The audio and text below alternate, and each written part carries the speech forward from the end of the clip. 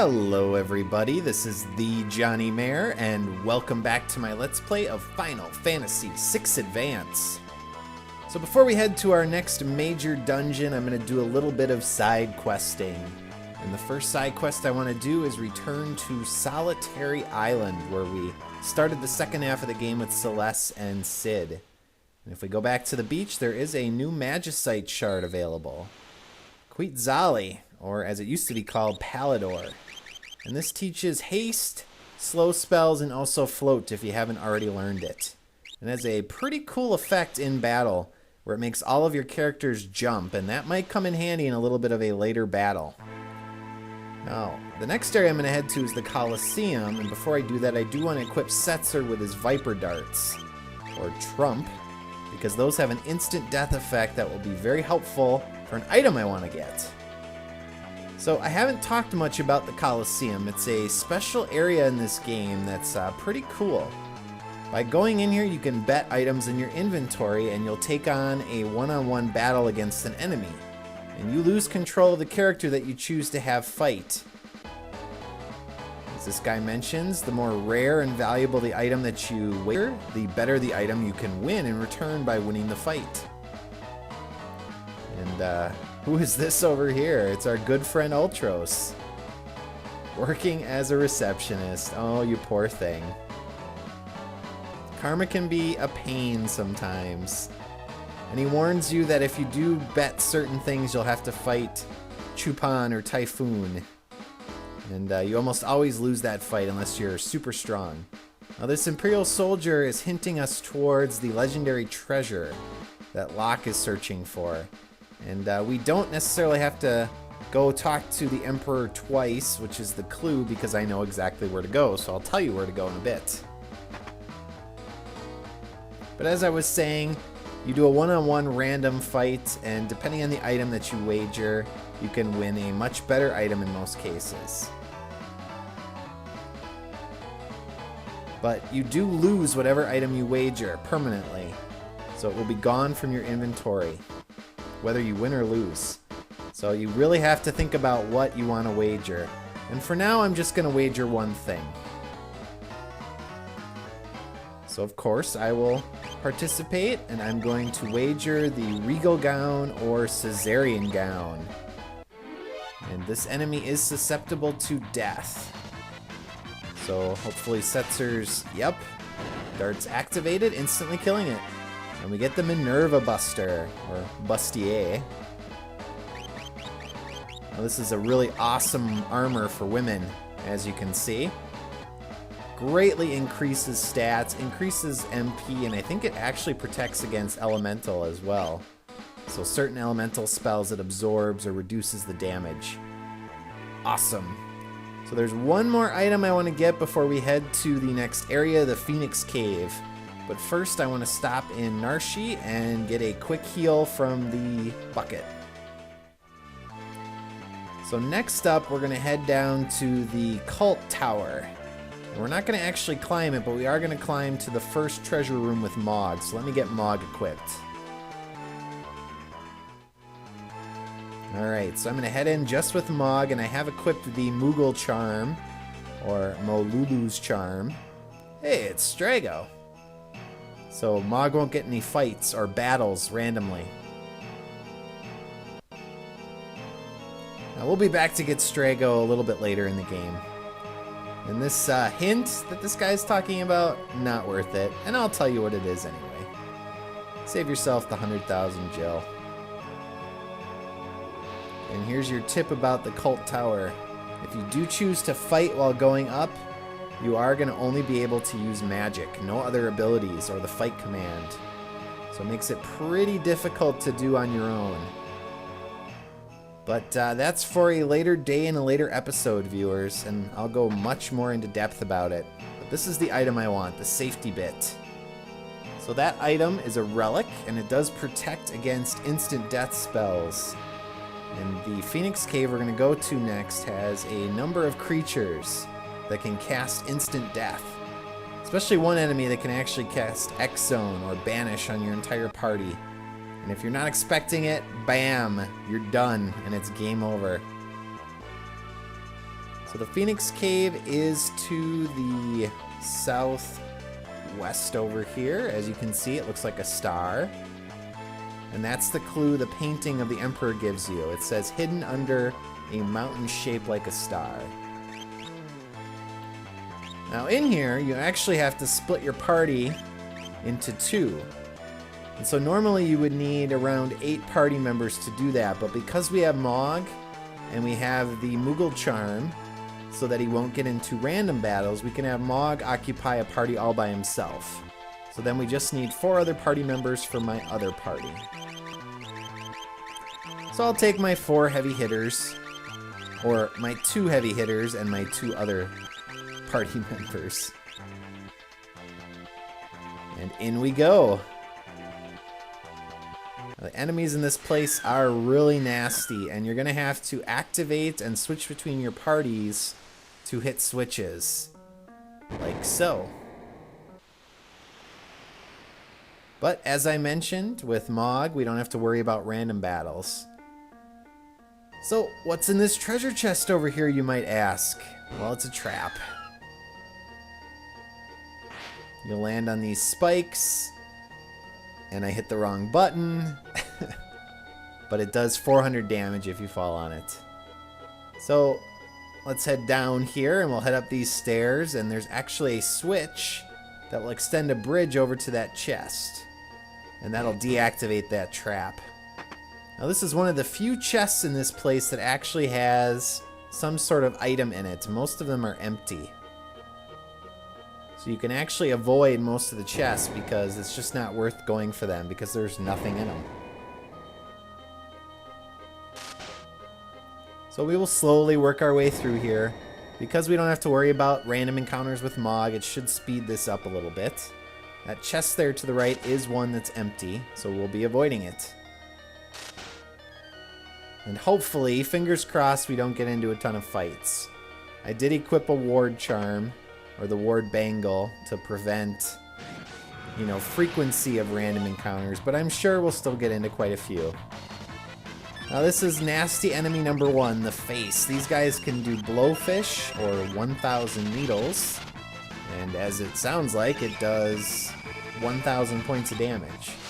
And they use that smirk attack to stop one of your characters. Now they're not so bad on their own, but when they come in groups with other enemies, that's when things can get out of hand very quickly. So we're going to try to finish them off as quickly as possible.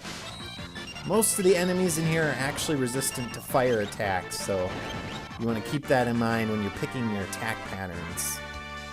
And they do give off a lot of experience and MP, or magic point boosts. So keep that in mind with your leveling and making sure you equip espers for their bonuses at level up. So here's an example of an empty chest. And there we brought some stones to the surface for Mog. Alright.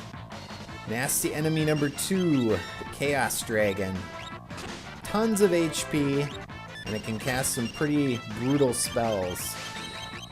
So Phantom Rush / Bum Rush is your best friend in this area, and also the Banish spell, actually, or X-Zone.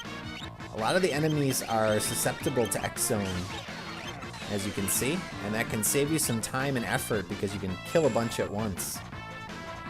And then we'll just mop up the rest. Although, I don't think Blizzard's going to do much. But Phantom Rush, on the other hand, will. Now, I do have most of my party members equipped with ribbons, and also with, of course, the safety bit to prevent instant death.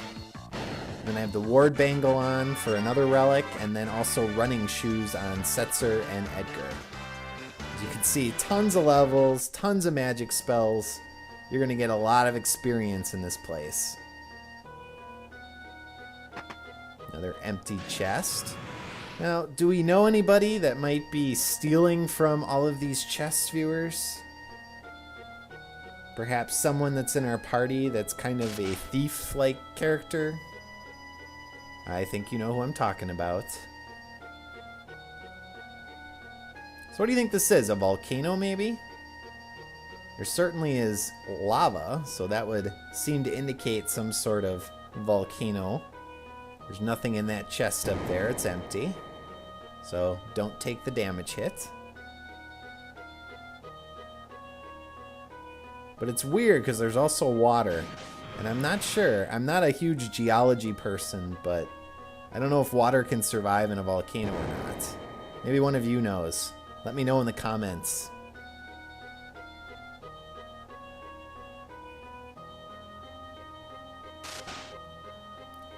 And, you know, in past Final Fantasies, you could use the float spell to get over hazards like lava or poison, bog, or stuff like that, but you can't do that for these spikes. That would make things much easier. Ooh, these guys. So that Necromancer is our friend who likes to use the X-Zone spell. So you want to take him out as quickly as possible, and because he's undead, of course you can use either a Phoenix Down or Life to kill him instantly. And then just pound away at the rest of the guys. They're not too tough. And of course, not much is that difficult with Phantom Rush. And you see how much his damage has gone down with taking off the earrings. Now, I used to have Sabin with 2 earrings equipped as relics, and his Phantom Rush was doing 85 to 9,000 damage per hit, and now it's down around 7,000, so that's pretty significant. Oh, and he got a new Blitz. Cool. So the new Blitz he learned is called Gale Rush, I think, in this. It used to be called Airblade. It's a multi-party attack that basically hits everyone for wind damage. And you have to do a almost full sweep like Phantom Rush, except you start at the top of the controller pad and go to the left. So it's up, right, down, down left, and then left. Okay. That's not very powerful lava if we were able to take it out with just a little bit of water. Maybe it wasn't lava. Maybe it was molten something else. I don't know. Save point. Sweet. And this game does have a little bit of an interesting glitch, I guess you would call it. Because when one party's on a save point, you can actually switch to your other party and still save, or use items like the tent to heal your party. And I'm not sure that was necessarily meant to be, but that's the way it works in this game. So, not necessary right now, but in some of the later dungeons, like the final dungeon, it's definitely going to be a big help.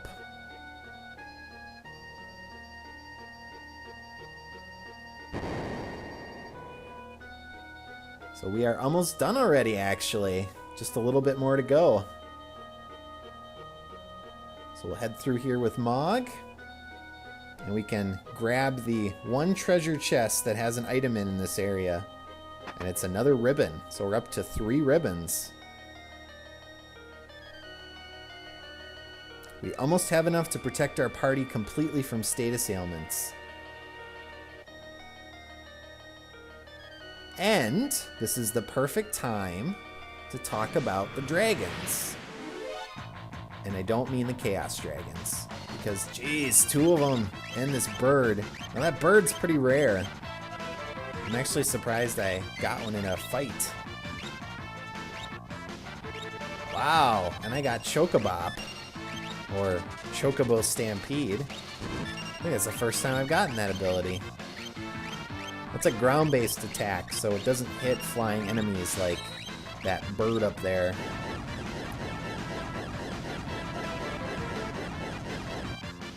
But you can actually steal what used to be called the Economizer. I'm not sure what it's called in this game, the Celestrad or something like that. It's a relic you can equip that cuts your MP cost for any spell to 1. That's right, 1 MP. It's an amazing item. And so we're going to be trying to get a couple of those a little bit later in the game, but because we don't have Locke, obviously we can't steal from that enemy right now. And there's a little bit of an exploit we can use with the Coliseum later to get as many of those as we want. But back to the dragons. So if you remember in Albrook, was it? Someone mentioned that when Kefka rended the world with his power, he released a bunch of beasts, and some of the beasts he released was actually 8 dragons. And so in different areas of the game, like here, you can fight a dragon. So as you might expect, with a volcano around it, we're going to fight the red dragon, which is fire elemental. So we're going to do our fail-safe golem to protect against physical attacks, and zone seek to protect against magic attacks. And then we're going to hammer away with Sabin using Bum Rush. With Celeste, we'll use Blizzard 2 or Blizzara. And then with Edgar, we'll use his Drill. And Setzer's going to be our healer, because this enemy can whip out damage pretty quick. And he has one special attack that I'm not sure anyone except Sabin might survive. So hopefully we can kill him off before he pulls it out. Now normally when I play the SNES version, I just Phantom Doom this guy. Or Vanish Doom him, I mean. And use that glitch. Saves me time. No hassle. But obviously in this game that glitch doesn't work anymore, so we have to go the long and tedious route of wearing them down. But there are 8 dragons in total, and if you beat all 8 of them, it releases a special magicite shard that you can get later in the game. So once we beat all 8, I'll talk a little bit more about... Uh-oh, there's that attack. Please don't kill me. Oh. Thank you, Minerva. Man, it almost killed off 3 of them, though. Please don't use that again. Fortunately, enemies don't use their most powerful attacks over and over. That's one of the great things about AI in these games. Like, I can use Bum Rush over and over again, but enemies don't just use Southern Cross repeatedly, because obviously that would have killed me off pretty quick. Goodbye, dragon number 1. 7 more to go. And from all the dragons, you get 10 magic points. Then we get a new weapon for Cyan whenever we get them. And we get the Dragon Horn, which is an item that I will talk about in my next episode. So we will finish up the Phoenix Cave next time. So as always, viewers, thanks for watching, and I will see you all next time.